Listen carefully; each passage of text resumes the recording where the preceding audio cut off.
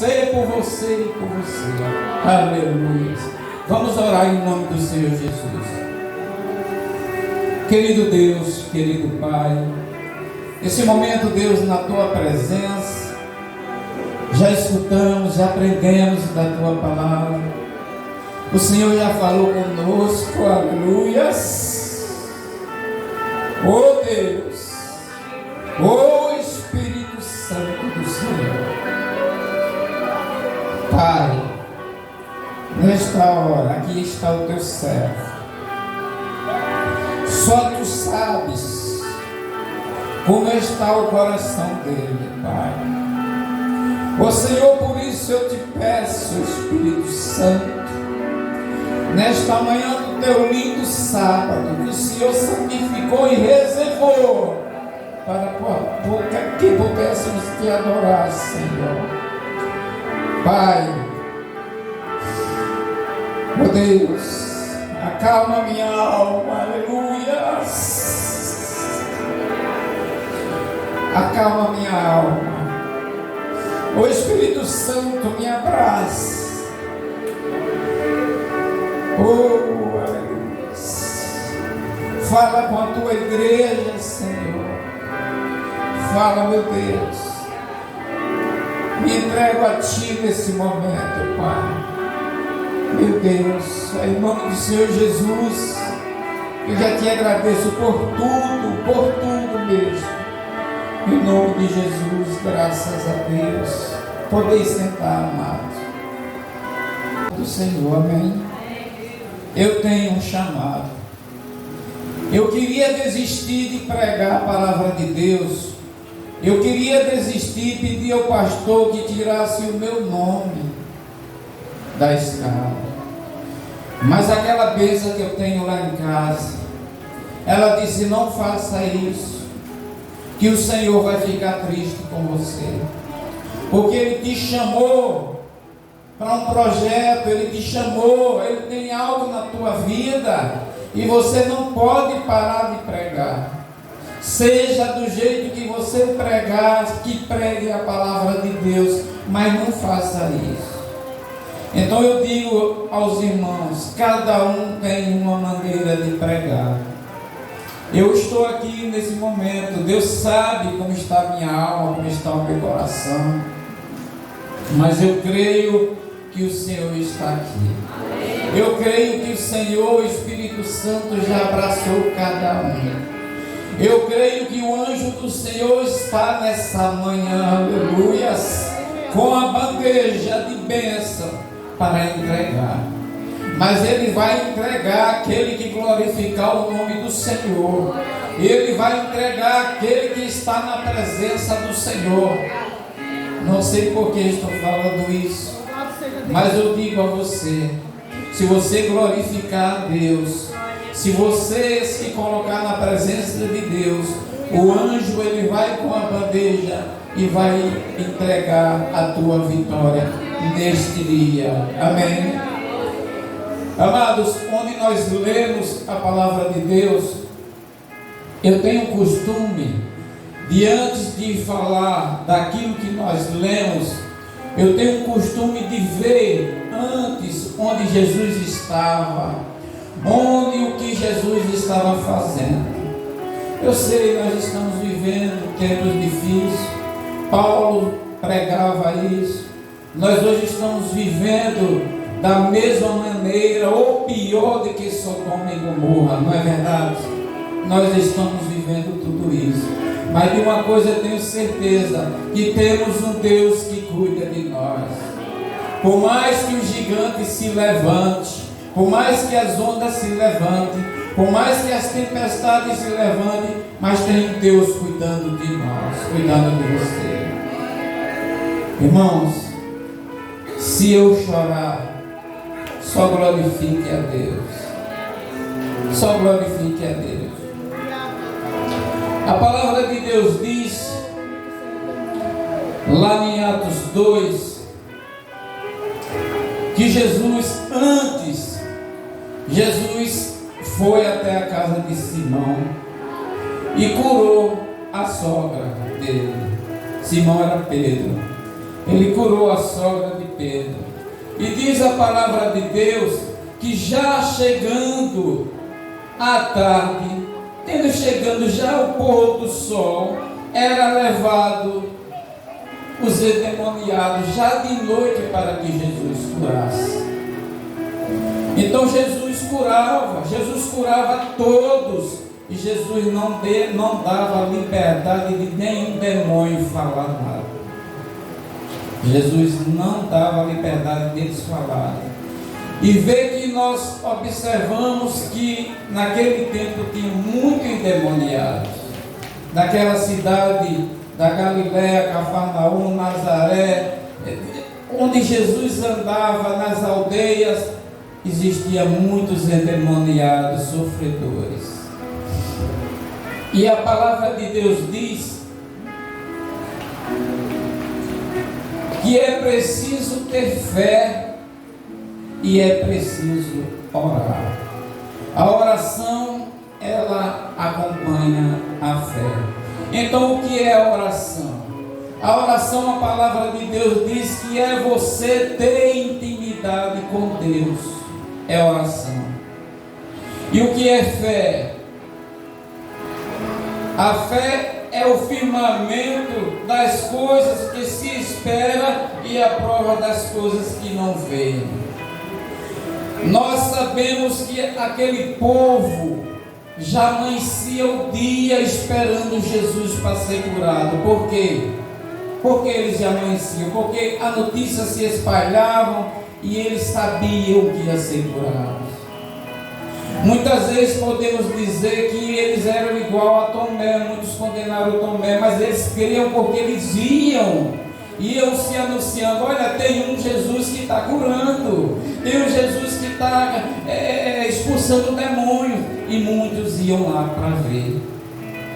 E cada um ia dizendo ao outro o que Jesus fazia, e cada dia se aproximava mais endemoniados para Jesus curar.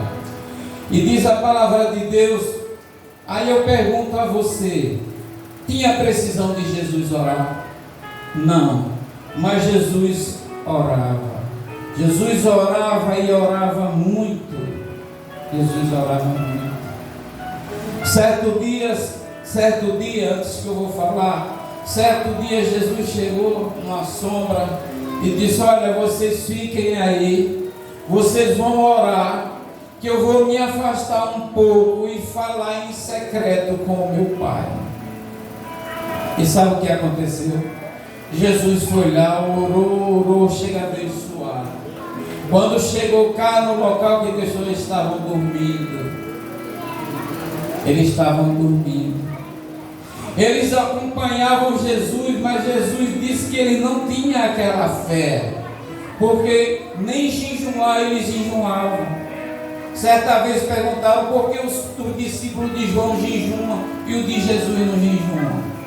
E Jesus respondeu: é porque até hoje eles estão comigo, mas eu quero que eles orem, porque a oração é muito importante.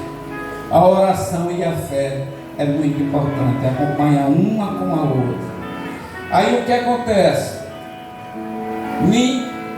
Marcos 1, no versículo 35, diz assim: e levantando-se de manhã muito cedo, estando ainda escuro, saiu Jesus e foi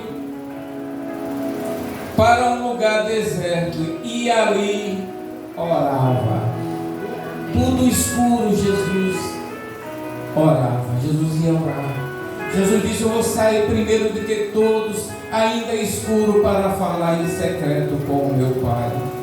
Porque muitas vezes é bom você orar em secreto. Muitas vezes é bom você orar em conjunto.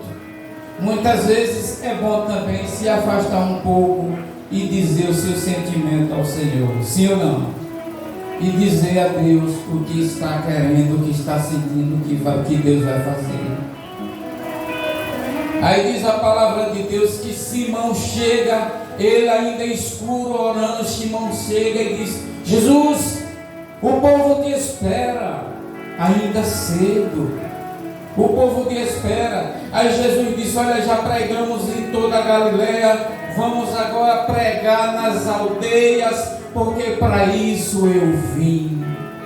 Porque eu sei que tem muitos endemoniados, muitos que estão precisando de mim, e nós vamos lá agora pregar nas aldeias, nos povoados, onde tem muita miséria, muitos endemoniados. Nós vamos para lá agora, para as aldeias.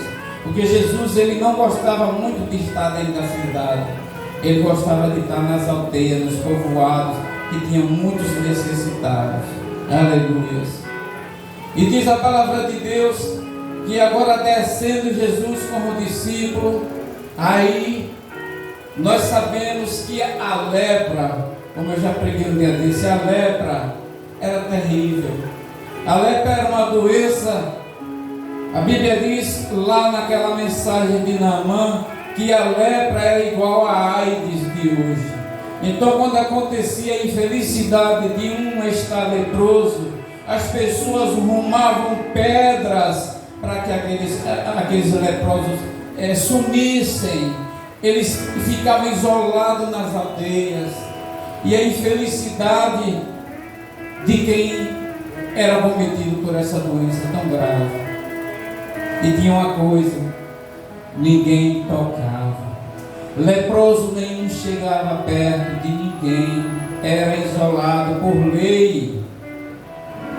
Aí o que acontece? Diz a palavra de Deus já no capítulo 40, que se aproximou dele, de Jesus, um leproso, que rogava-lhe, e pondo de joelho diante dele, dizia: se queres, pode me limpar. Ele de joelho.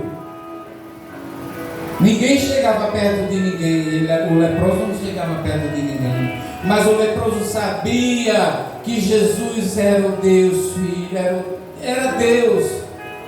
Jesus era Filho de Deus e era Deus e é Deus. Aleluia. E ele disse: se podes, se queres, bem pode limpar. E Jesus, movido de grande compaixão, estendeu a mão e tocou e disse: quero ser limpo. Jesus tocou, porque ninguém tocava. Apedrejavam para eles sumirem. E a infelicidade daquele que era acometido por uma doença dessa, meu Deus, eu fico imaginando que as doenças não vêm para a gente que nós não queremos. Um demônio, uma lepra, nada vem para que nós não queremos nada disso. Mas temos a infelicidade de vir. E Jesus agora disse: vá, eu quero ser limpo. Aleluia. E tendo ele dito isto, logo a lepra desapareceu e ficou limpinho. Ficou igual uma criança. Aleluia. Mas tem uma coisa. Jesus disse: olha, advertiu ele e disse severamente, despediu e disse: mostra ao sacerdote, oferece pela tua purificação o que Moisés determinou para lhe servir de testemunho.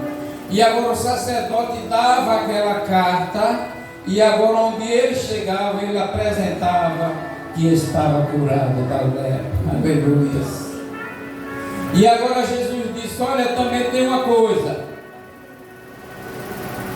Não diga a ninguém, não vá divulgar a ninguém o que aconteceu com você. De sorte que Jesus não podia entrar publicamente na cidade, mas conservava-se fora em lugares desertos e de todas as partes, e assim mesmo ainda vinha ter com ele. E Jesus pediu a ele que não dissesse a ninguém, porque a tarefa já estava grande para Jesus. Mas não tem tarefa grande para o nosso Deus. Amém? Não tem gigante, não tem doença para o nosso Deus, para esse Jesus que está aqui nesta manhã. Que nós somos privilegiados de sermos escolhidos por esse Jesus. E muitas vezes As pessoas têm o privilégio de saber que Jesus morreu em uma cruz por mim e por você, e ainda não quer Jesus. Porque muitos dizem: não, eu só vou quando Ele me chamar. Quando Ele morreu naquela cruz, Ele já te chamou. Ele disse: eu me doei numa cruz para ser pregado, derramar sangue por você. Eu me doei. Então Ele já chamou você naquele momento. Aí diz a palavra de Deus que depois de tudo isso, Ele agora atravessa, porque geralmente atravessava de barco para uma cidade, para outra de barco, para outra de barco. E diz que Jesus atravessou para Cafarnaum, a cidade dele, diz a palavra de Deus. Depois que Ele pregou em toda a Galileia, diz a palavra de Deus, foi onde nós lemos, que algum dia depois entrou outra vez em Cafarnaum e o povo soube que Ele estava em casa. Então, se o povo soube que Ele estava em casa, provavelmente era a casa dele. E a Bíblia diz que agora, por isso que eu digo, a fé é importante, mas às vezes você é curado, você é curada pela fé dos outros, pela fé dos outros.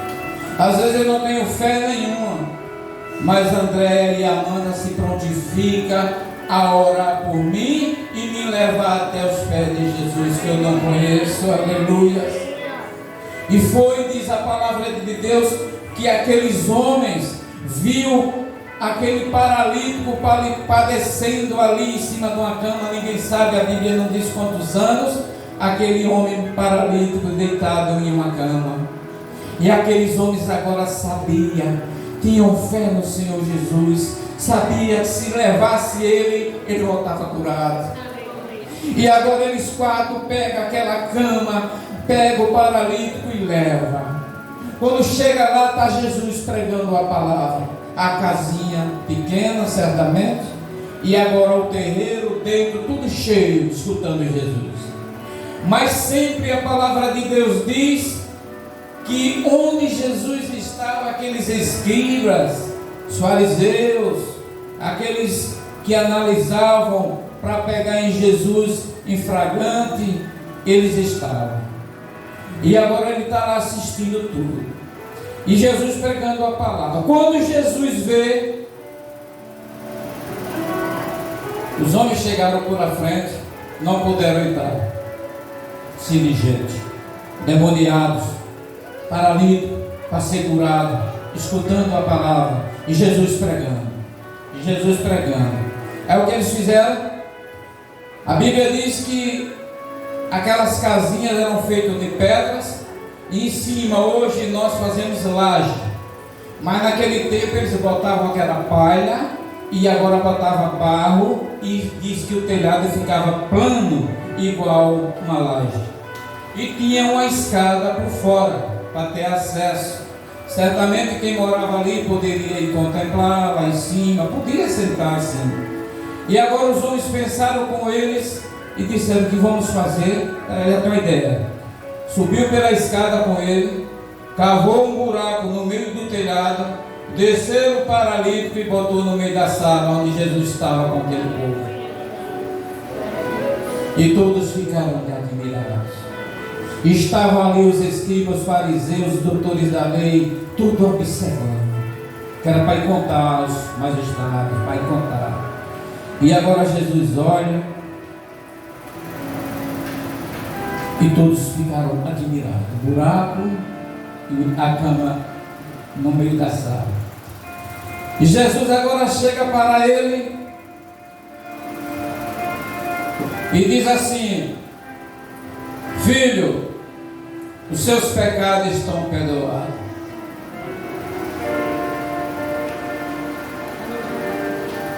Foi ruim. Mas Jesus, como sabe de todas as coisas, ele conhecia no coração daqueles homens que estavam blasfemando de Deus, que na verdade quem estava blasfemando de Deus era eles, porque lá em Levítico Parece que é Levítico 15, do 34 em diante, quando Moisés estava lá com aquele povo, Deus dizia: olha, aquele que blasfemar contra mim é para apedrejar até matar.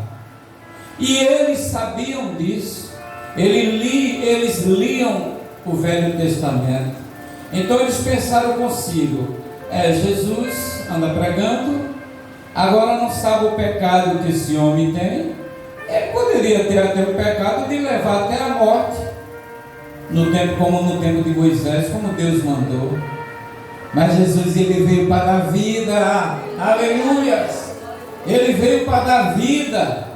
Aí agora Jesus chega e diz: por que vocês arrazoavam nos corações de vocês? Por que vocês pensam dessa maneira? Jesus sabe de tudo. Jesus sabe o que você está pensando agora. Ele sonda o seu coração. Ele sabe o que você quer, o que você está passando, o que você está sofrendo. Ele sabe, aleluia. E agora ele diz, ele olha para eles e diz: por que vocês estão pensando isso no coração de vocês? O que é mais fácil? É dizer a esse paralítico: filho, estão perdoados os seus pecados. Ou dizer assim: toma a tua cama e anda. Aleluias. E agora diz que todos que estavam ali ficaram admirados, pasmados, de ver tal coisa linda, maravilha que Jesus fez. Um homem deitado numa cama, pegar a cama e sair caminhando. Aleluias. E agora diz a palavra de Deus que aqueles homens que estavam ali observando, pensando mal nos corações deles, e dizendo: só quem tem poder de perdoar pecado é Deus. E este homem, ele está blasfemando contra Deus. Ele não tem poder de perdoar pecado. Depois que eles viram a maravilha, ele disse: verdadeiramente esse Jesus afirma ter as prerrogativas divinas, porém erramos em julgá-lo. Ele não estava blasfemando, porque sua afirmação era verdadeira. Jesus é Deus e provou isso ao curar esse paralítico. Nós que estávamos errados.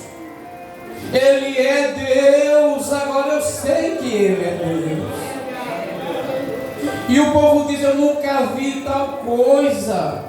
Porque eles estavam acostumados a ver demônios sair, os discípulos seguravam, aqueles caíam, mas eles não tinham visto ver uma cena daquela no meio da casa. E diz a palavra de Deus que agora aquele homem foi para casa, e eles estavam ali, os escribas, e Jesus disse, conhecendo logo em seu espírito, que saíram entre si lhe diziam: por que arrazoáveis sobre estas coisas em vosso coração? Eu fiz isso, ora, porque para que vocês saibam que o Filho do Homem tem na terra poder para perdoar pecados. E quando ele disse ao paralítico: levante, toma a tua casa, toma a tua cama e vai para a tua casa. Jesus diz: eu fiz isso para provar a eles que não só eu tenho o poder de perdoar pecados, como tenho